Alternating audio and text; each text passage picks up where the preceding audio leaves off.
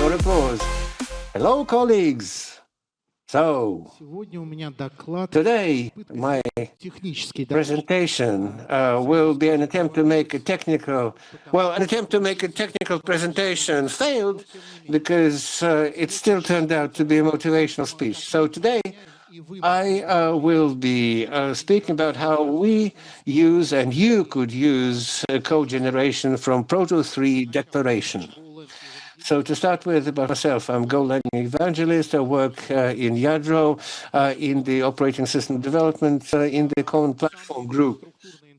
The most infrastructure that may exist in the course. So we make sure that all our products function there. What kind of products you may have heard? Anything that you can find in a server room and in a data center, we do all of that, from switches to servers to storage systems. The flagship storage product is totally unified, and it's fully built on gRPC protocol that's described in proto3 format. And it's about code generation from the proto3 format we are going to talk about. So firstly, proto3. Colleagues, please raise your hands, those who know what it is. Excellent, great. And those who know proto3 extremely in the context of gRPC. Okay. There may be different options. It's very good that I'm here to talk about them. So there are some standard generators that generate different formats from proto3, and they don't do everything that we need. So we had to write a couple of our own. Of course, another thing why this topic is important, because the modern-day programmer, a young professional, and I see that in young professionals, sometimes get an impression that everything has been written before us. So the only thing that a young person is left doing is, stamping crudes. And quite often it's that what we ask them to do.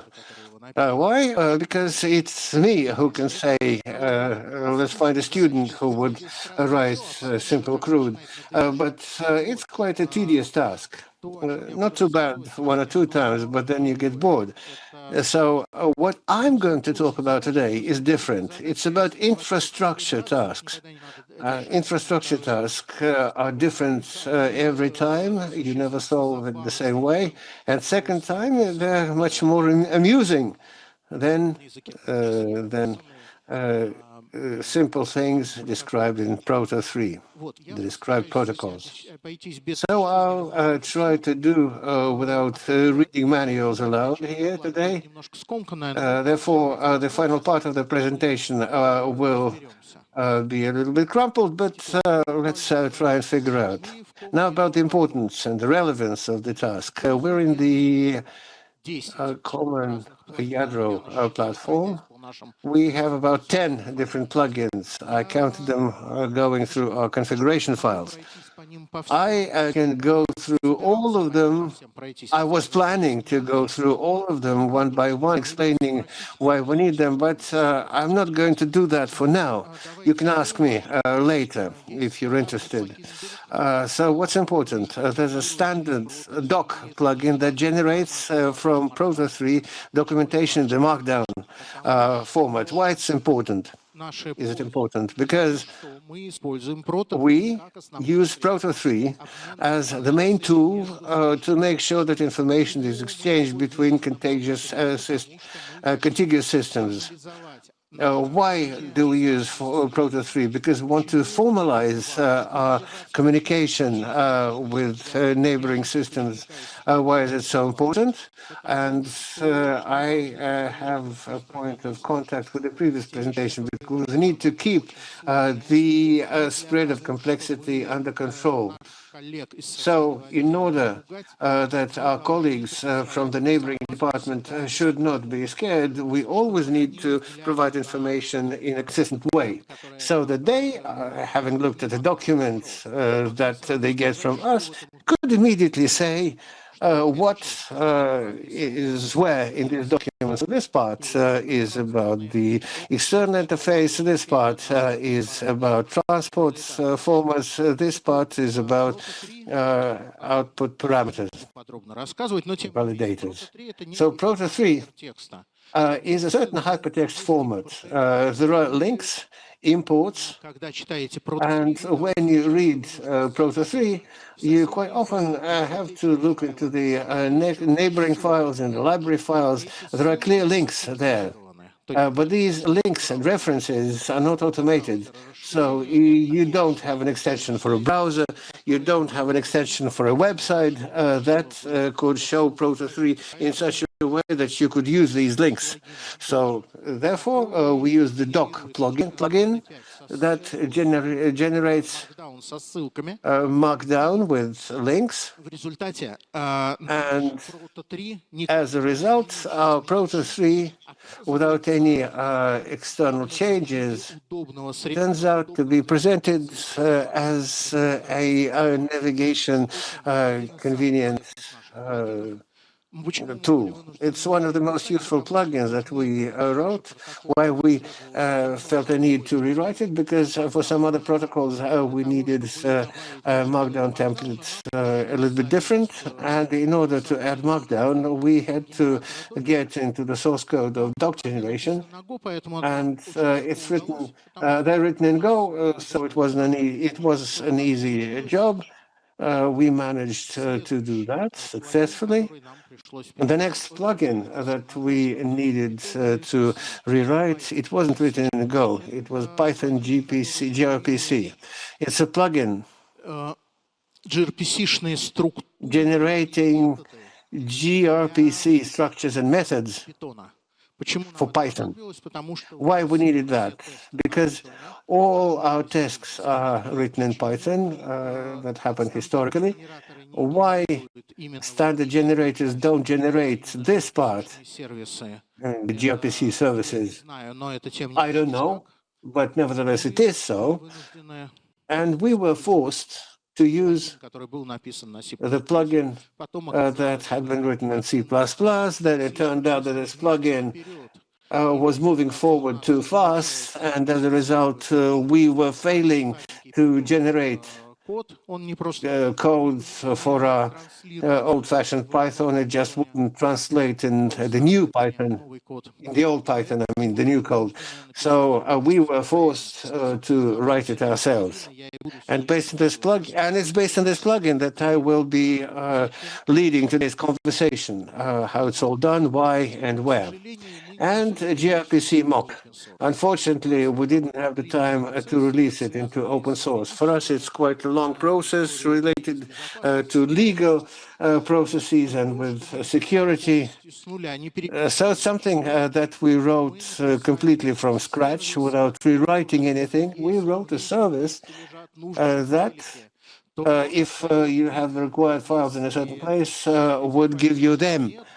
But if the files are missing, then it relays a request for implementation to the gRPC handler. It's being done so that you could do a quick job of test your gRPC client on the required data. So how it all happens. So we're writing the generators. So what do we have? We have a Proto3 format and Proto2, as strange as it may seem. It turned out that Proto2 is quite different from Proto3. They said Proto2 has certain things that Proto3 doesn't have. For instance, required, optional is present in both. Because some incredible number of libraries have been written in Proto2, including in Google, that regulates the development of this whole thing. So therefore, is supported as a standard in all compilers. I mean, both of them, both proto2 and proto3. This QR code leads to the description of proto3 format. You can read it up if you haven't before. If you want to get some practical value from what I'm telling, it's mandatory reading for you. Strange as it may seem, proto3 documents may be very sophisticated because of the extensions that we'll be talking about later. There's an option. There are options that are being described in quite a strange way, but nevertheless. What else do we have apart from the description of the proto3 format? We have format parsers. Actually, two: protoc, a protocompiler written in C++, and buff, that's written in Go. Some time ago, buff was a wrapper around protoc.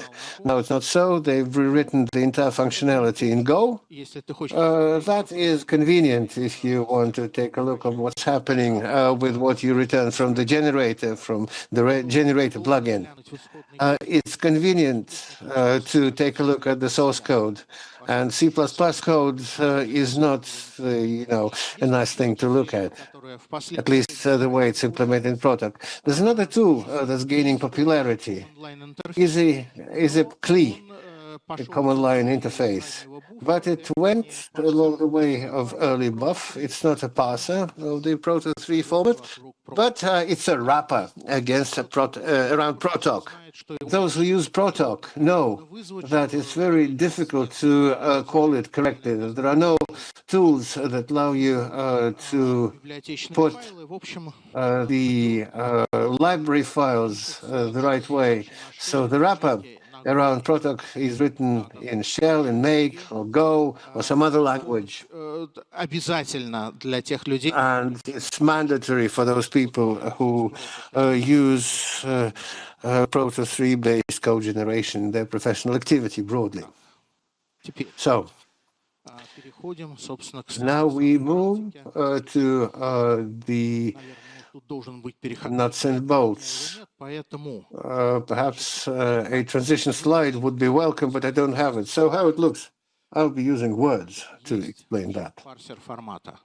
So there's a format parser that gets as an input a list of proto files that we intend to use to generate the code, and a list of plugins that are supposed to generate this code. The parser calls the plugin from under itself. Before doing that, it passes the proto files passed to it, verifying its correctness, and builds structures that it then serializes into the protobuf format. And that's quite interesting. On the one hand, we are used to use a serializer, deserializer for protobuf written in this language.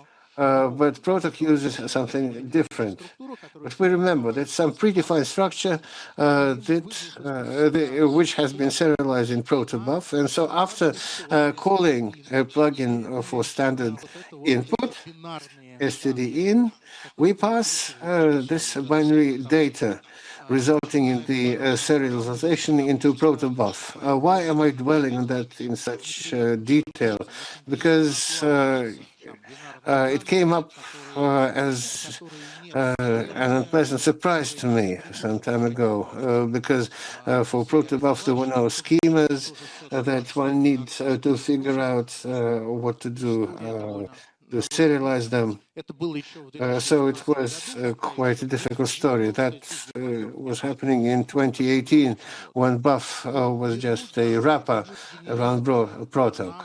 So returning the generated data is also the responsibility of our plugin.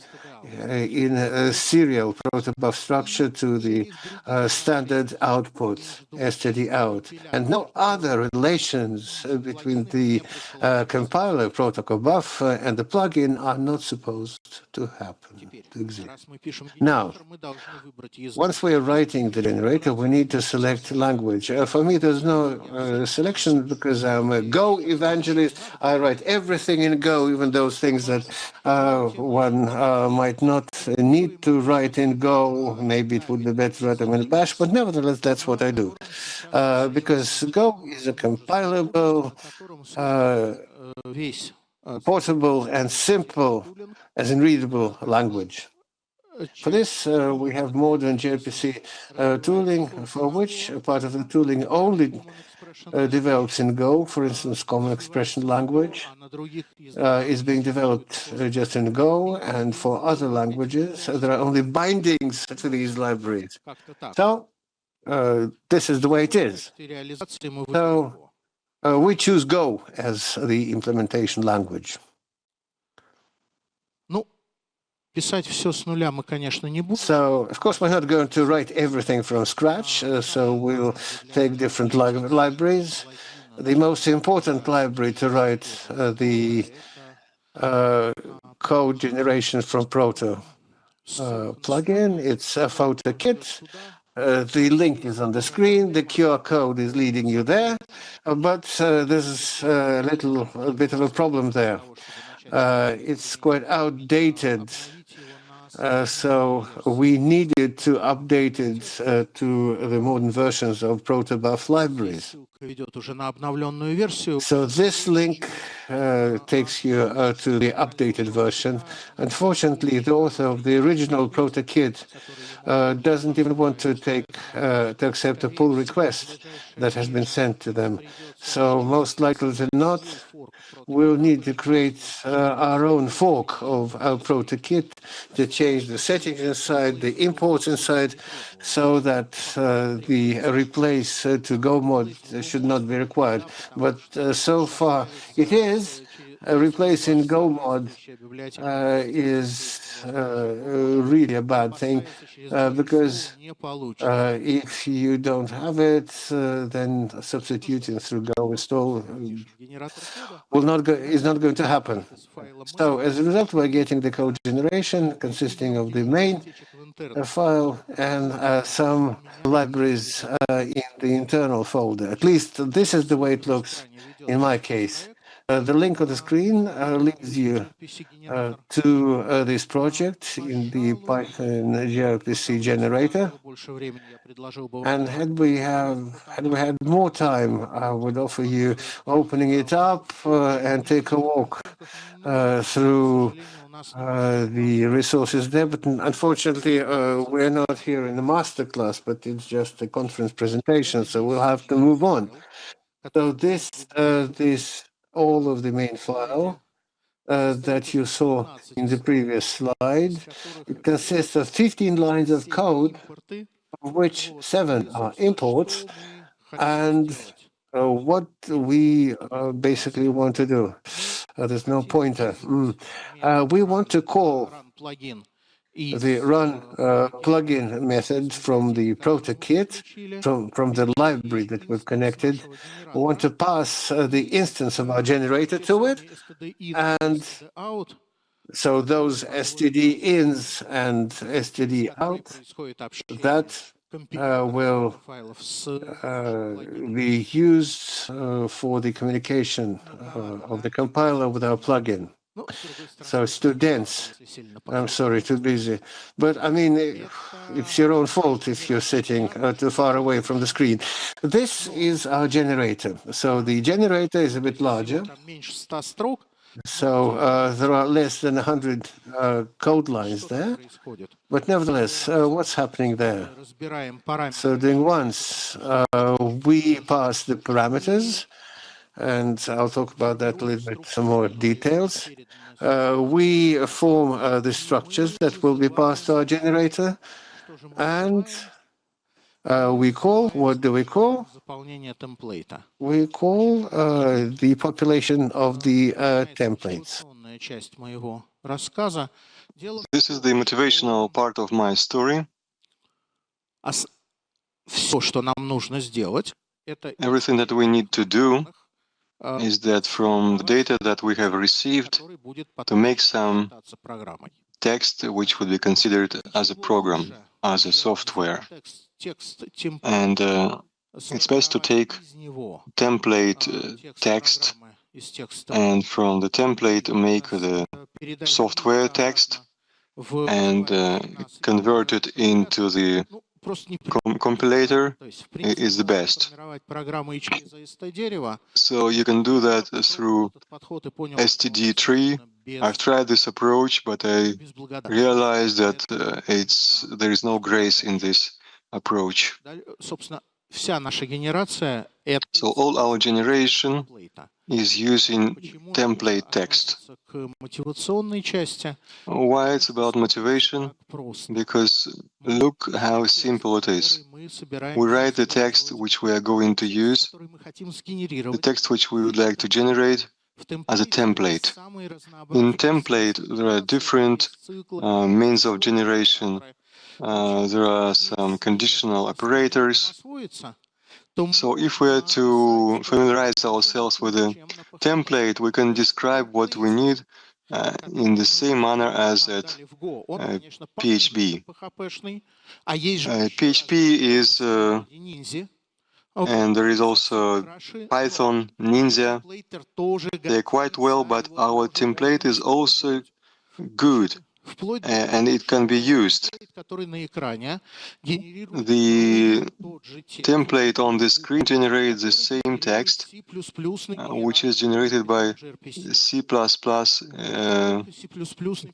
gRPC generator.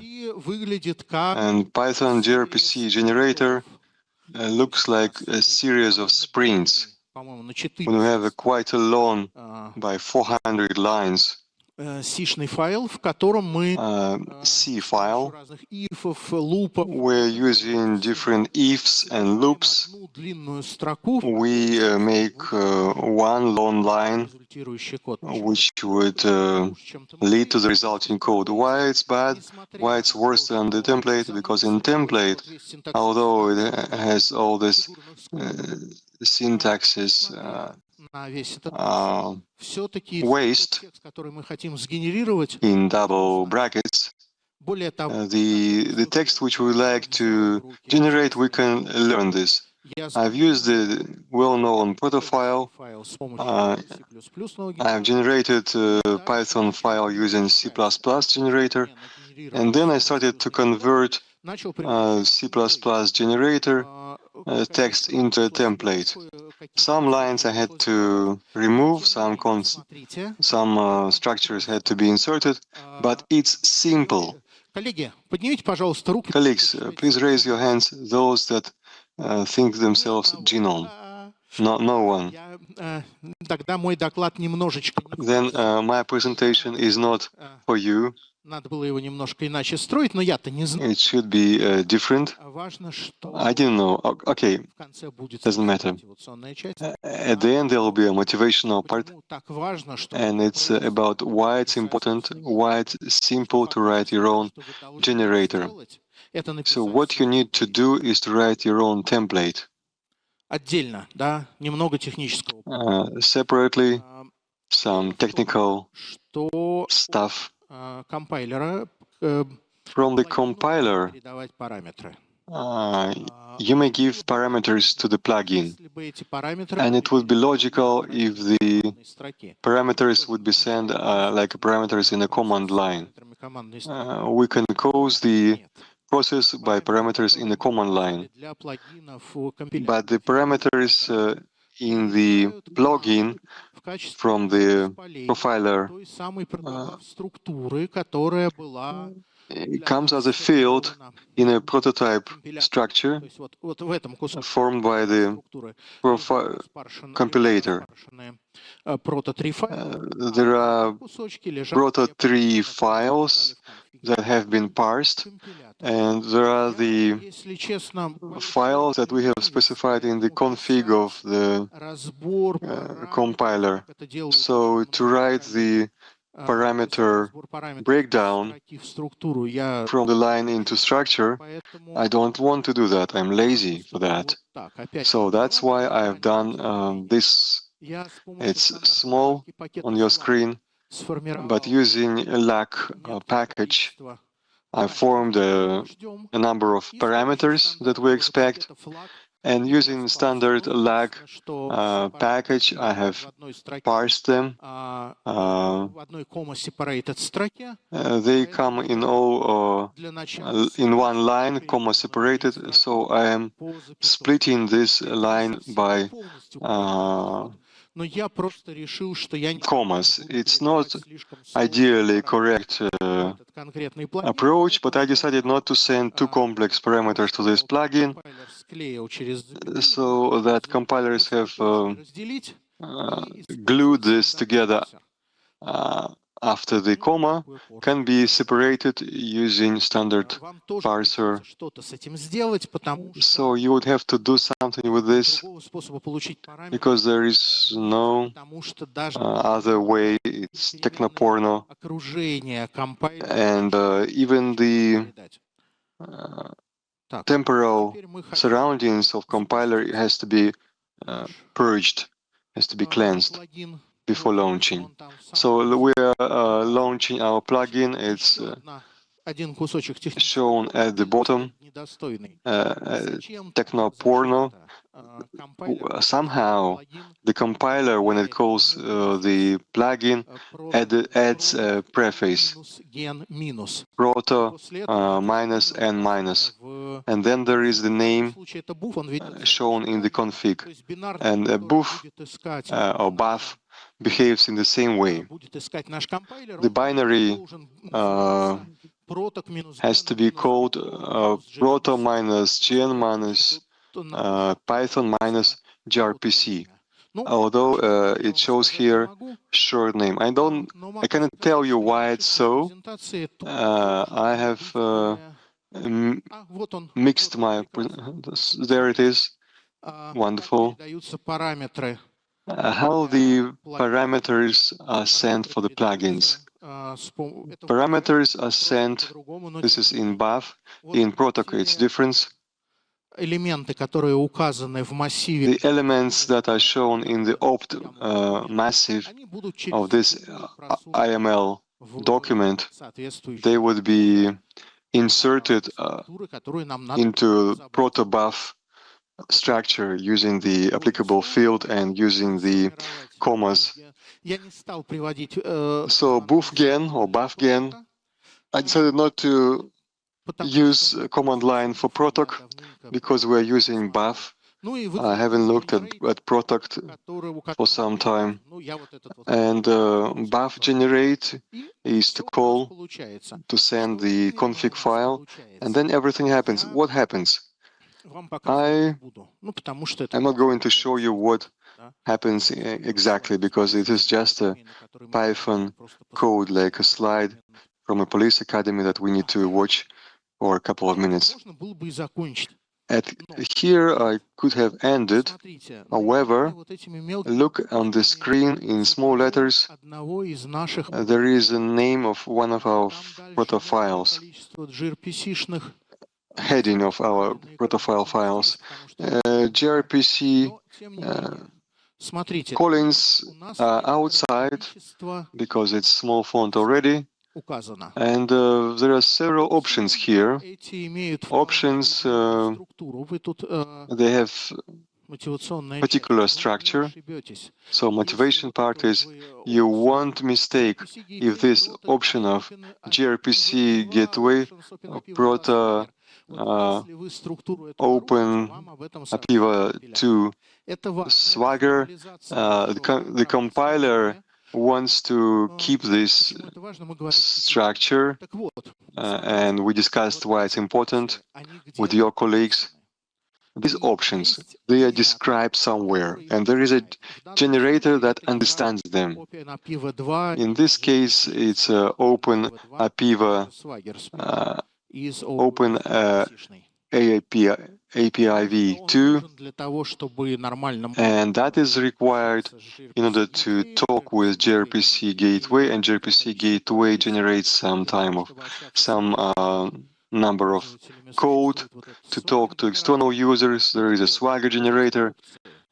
So these options is an expansion for original proto3 format, and this could be the most important thing from my presentation. You can take or you can write your own set of options. The QR code is the same as the link. It's a description how options are formed for proto3 file. All the options, they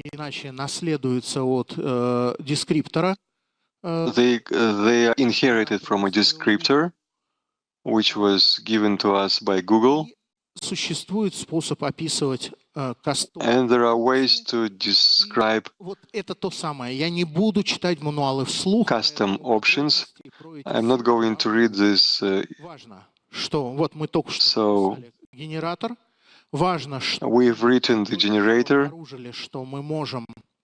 We've identified that we can use and add to proto3 format options, which have to be checked not by our plugin, but compiler that we check correctness using proto3 compiler.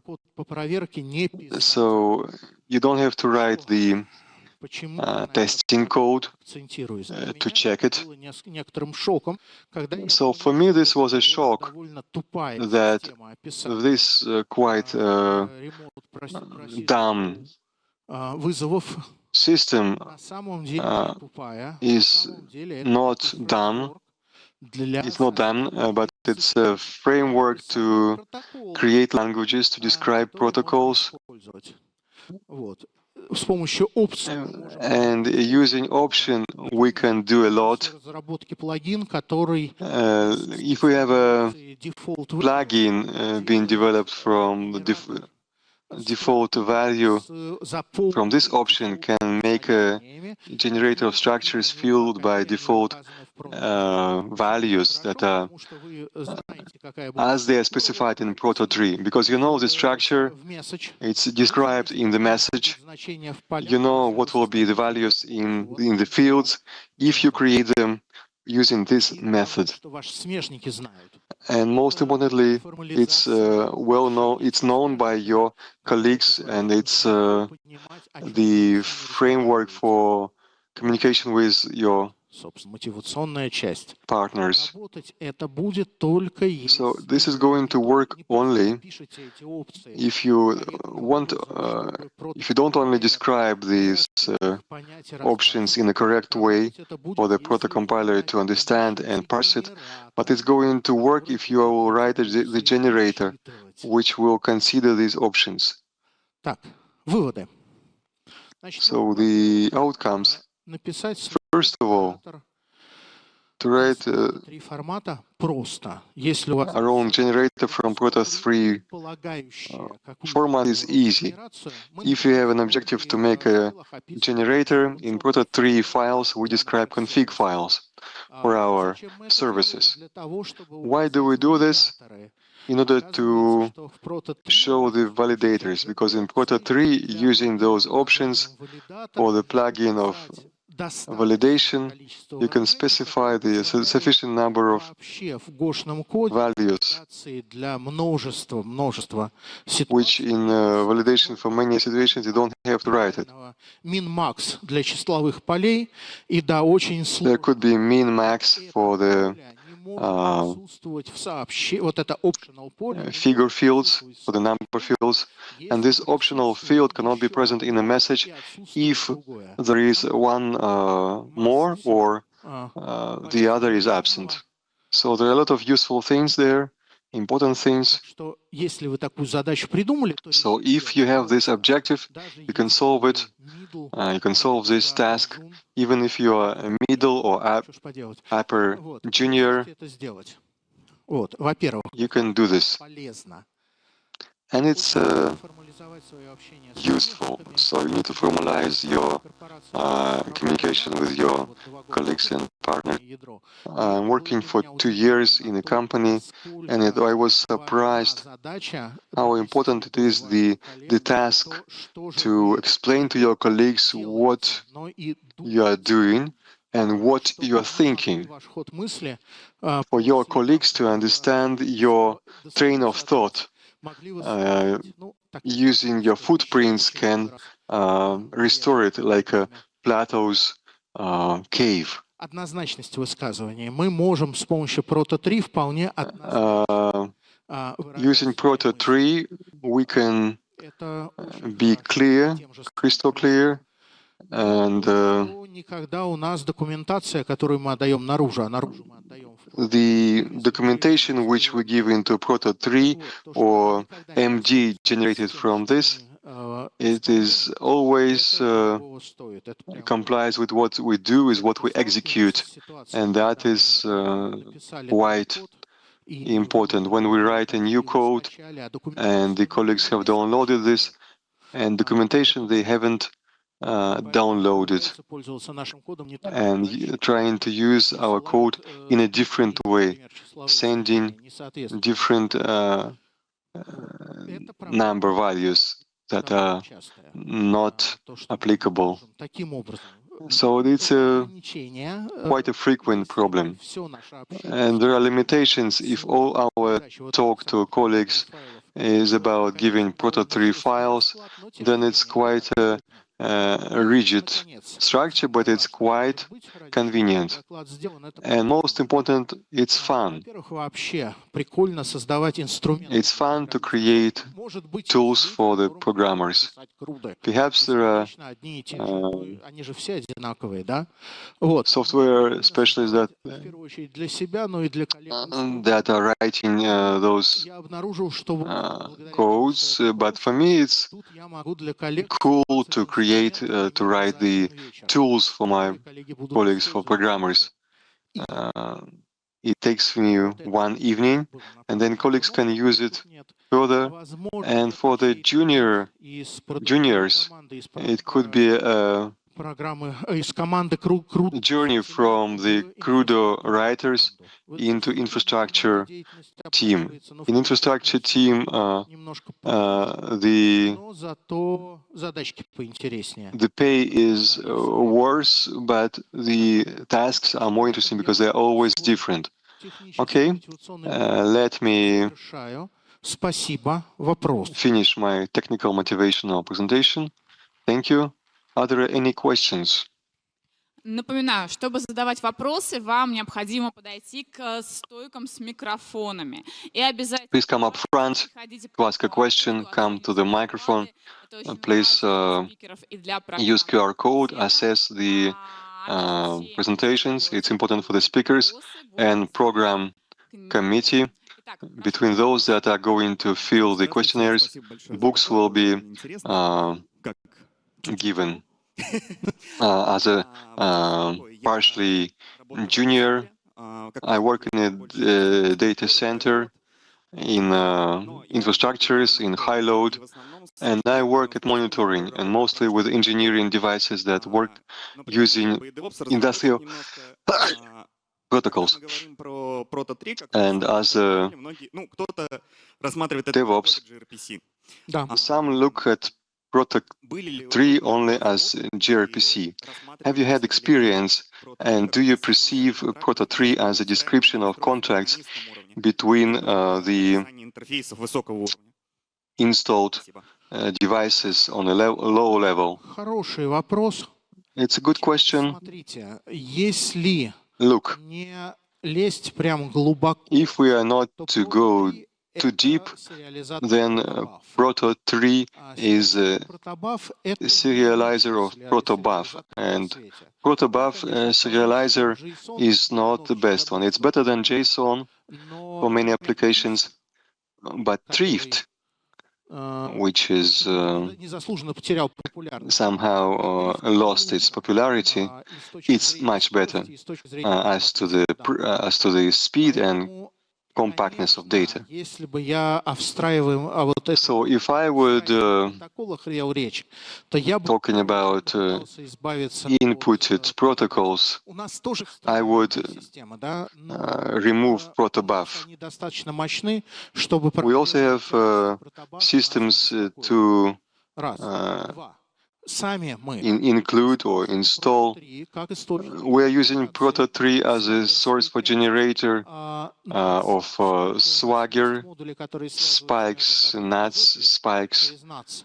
И вот для того, чтобы And с собой связать, мы генерируем in order to connect them, we generate some code.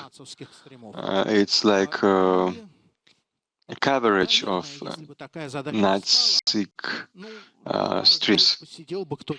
So for a couple of weeks, some of our seniors would протокол. Собственно, когда-то давно, когда я работал на компанию, которая because when I was working for a company which was making drones, и начал для себя эту работу, I started to do this work. протокол, There is very highly effective protocol for the communication between devices in the network. However, the description for this protocol was quite rudimentary. The structures could be described, but the callings could not be described as in gRPC. So I started this work, but I came back from Dubai, back to Russia to work in Yadro company. So proto3 could be used in this way, but I don't know ready instruments. Коллеги, есть ли еще вопросы или мое изложение было... Colleagues, more questions? Or was my presentation fully understood by you? For your questions, we are going to present a book from Peter. Looks like there are no more questions. So you're the winner. You will get the book.